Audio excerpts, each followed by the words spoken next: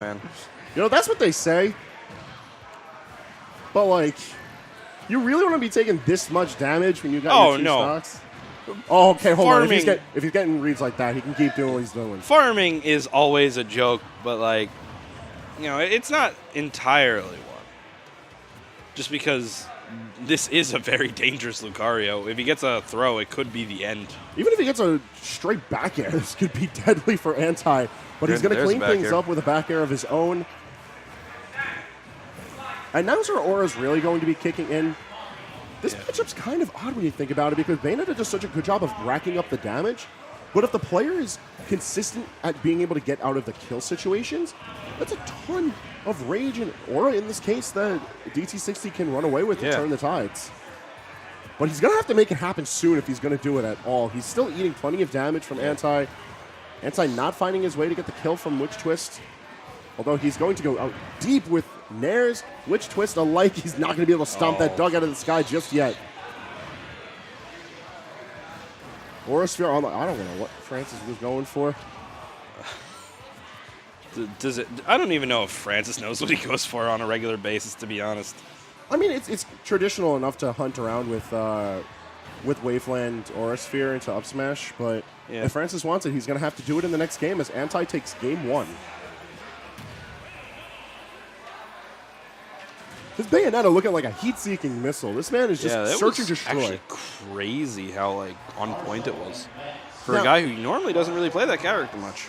Now, even though, like I said earlier, this is Anti. He has a very specific style to his play, and not so much the idea of just playing the character. He plays the game. We kind of saw that in Game 1, where his Bayonetta combos were a little bit more loose-ended.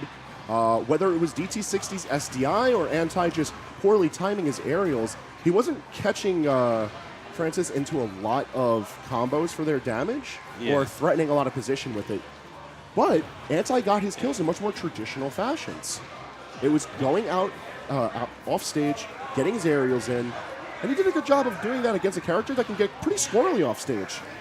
Game 2 is taking us to Battlefield, and livability is the name of the game here. It's perfectly understandable why DT60 brought us here. However, the idea of giving more platforms to Anti can get pretty dangerous, especially right now, for example. Really good call on canceling the Aura Sphere. Just narrowly avoiding a Witch Time could have been disastrous.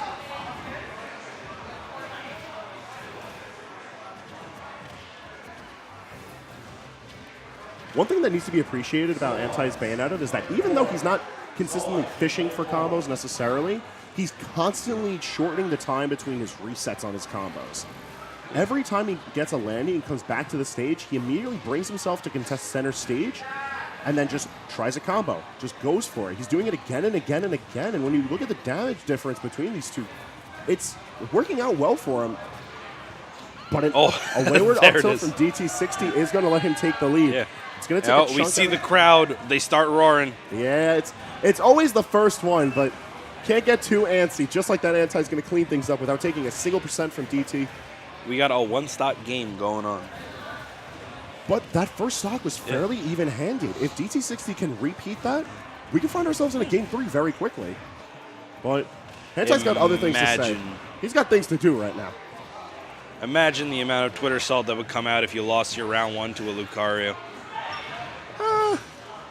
The Twitter fingers get pretty fast, I feel. That was cute. I like that wave bounce of the side B. That's definitely that's a Francis option. It's like, in the moment, yeah, that made perfect sense. Would a Lucario main do it? No. Would Francis? Yes. Yeah.